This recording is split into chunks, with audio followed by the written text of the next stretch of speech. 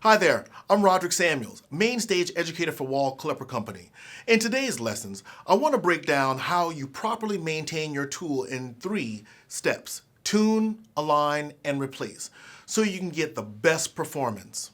On average, 80% of the requests we receive for repairs come from issues due to lack of maintenance.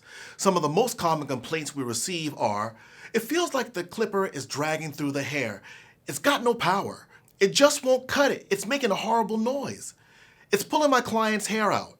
Let's talk about the most common issues we have with our tools. Often these issues could have been avoided by cleaning the blades or maintaining the tools. Damaged blades from being dropped, where the teeth are broken, obviously won't cut properly. Dry or rusty blades occur when the blades aren't cleaned and oiled properly. The reason our blades rust is because they're made from high carbon steel.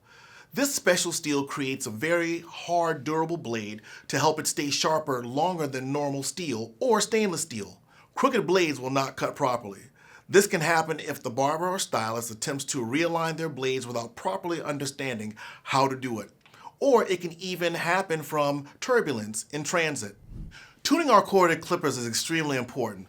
Whilst our corded clippers are tuned in the factory to run on the correct voltage of the country of destination, they still need to be tuned before the first use and then weekly thereafter as part of their standard maintenance routine. This is because the power that comes from a wall outlet can fluctuate up or down by 10%.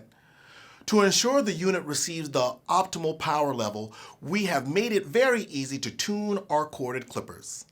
While the clippers turned on and oiled, adjust the power level by slowly turning the power screw located on the other side of the clipper body clockwise to the right until you hear a loud clattering sound. When you hear this noise, start turning the screw counterclockwise to the left until it returns to the normal running sound. Finish with an extra 1/8 or 3mm turn clockwise.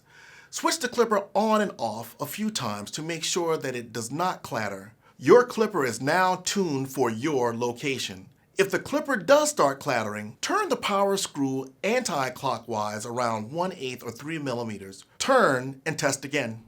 If your clipper has a taper lever, move the taper lever upwards toward the lid of the clipper so the blades are in the closed position. Number 2. The top and bottom blades should be parallel with the top blade approximately 0.8 millimeters or less than the thickness of a dime behind the bottom blade. Do not have the top blade level with the bottom blade as this can cause skin pinching or cutting. Number 3. The extreme left hand tooth on the top blade should be positioned so it is over the extreme left hand tooth of the lower blade. Number 4. Slowly tighten each screw, ensuring you do not alter the alignment in the process. The best way to tighten each screw a little at a time, swapping from one to the other. Check your alignment setting with the blades tightened and the lever in the closed position to ensure you do not cause pinching or cutting the skin. Let's review the correct way to replace clipper blades. Move blade adjustment lever to full closed position.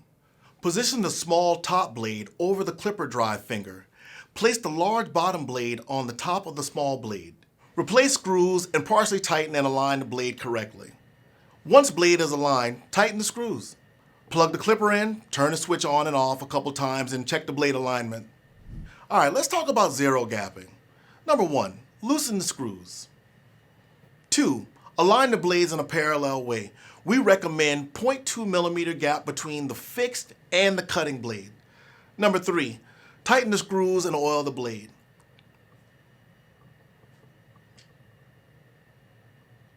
So if we're not aligning our blades properly, let's talk about some things that can happen. These are called abrasions. These images are what can happen if the edges of the cutting blade overextend the fixed blade. This can also happen if you don't zero gap your cordless clippers or trimmers correctly. In today's video, we reviewed how to properly maintain your clippers and trimmers, as well as how to troubleshoot common challenges when it comes down to the performance of your tools.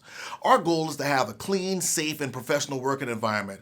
I hope I've given you the confidence to make sure that your tools are working properly.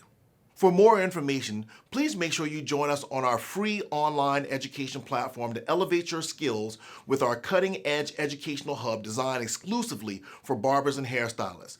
Register now at educate.wahlglobal.com. You can also find us on Instagram at WahlPro to stay in the know, and if you want to follow me, you can find me at Teaching Barbers is My Jam on Instagram. Thank you, and be sure to check out our other Wahl videos in this playlist.